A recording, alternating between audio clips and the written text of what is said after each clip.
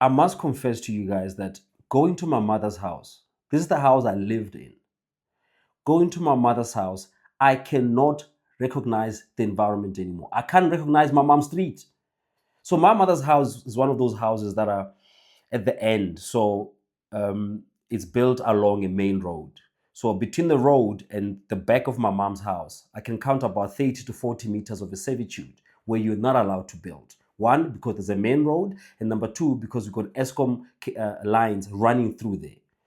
I remember back in the day when we had a very rare moment where there was no water and you're crossing the road with buckets of water. You always had to worry about crossing back because there's electrical cables on top. But as we speak today, my mom's house has over 100 shacks surrounding her.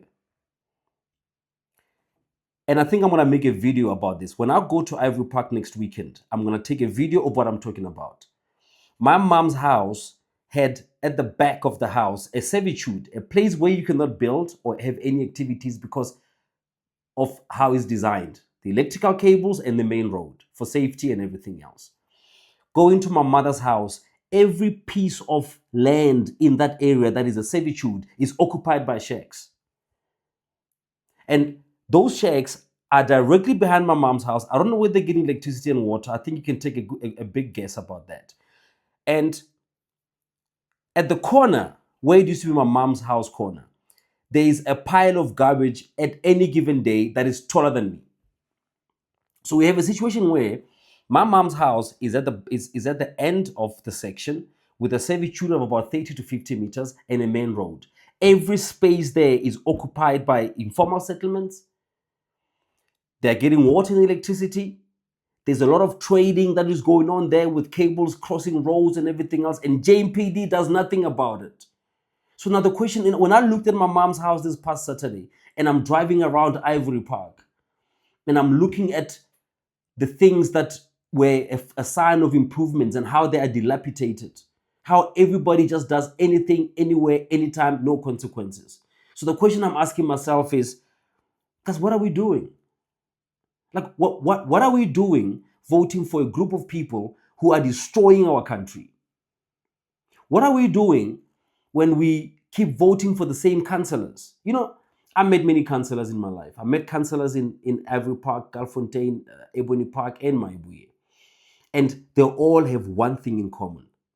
Every time I met a councillor that is working in the township, I never got impressed. It is the most disappointing meeting you've ever had in your life, where you are meeting somebody who's in charge of improving that ward. And when you meet them, in the first 5 seconds, they're going to ask you for lunch. In the first 5 seconds, they're going to ask you, what bottle are you going to buy us? These people are not interested in doing anything. So what are we doing as South Africans where we can see our country declining in real time? We see our country being destroyed by the ANC. We see our country being destroyed.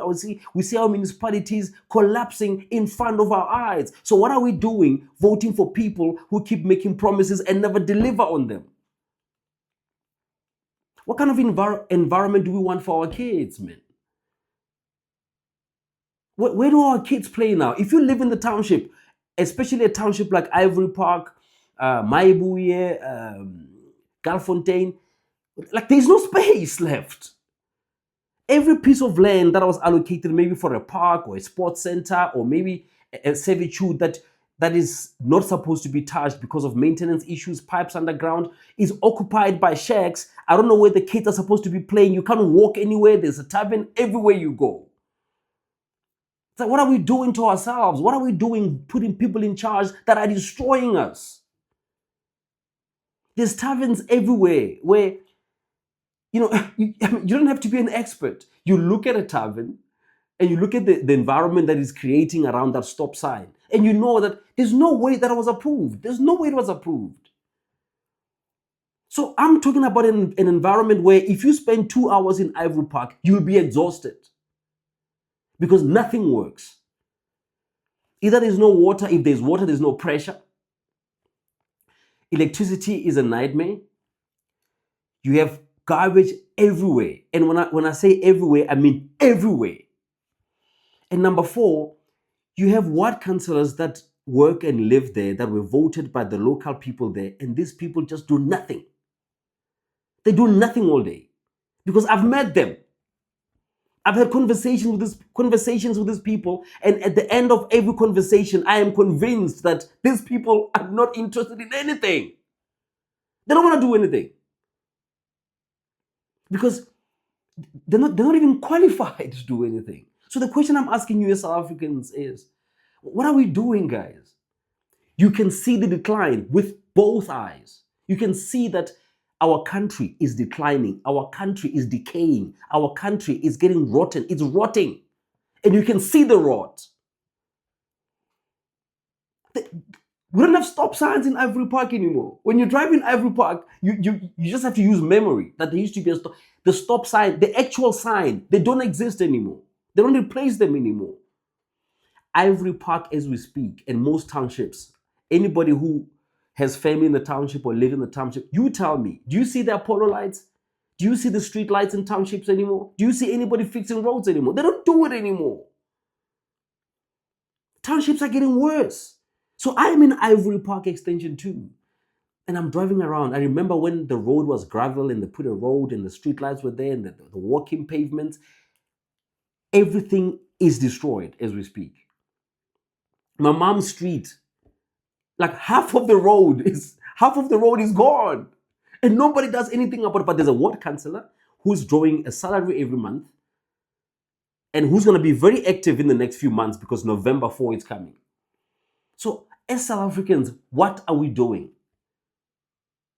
It's like somebody comes to you, you hire somebody to come and clean up your house.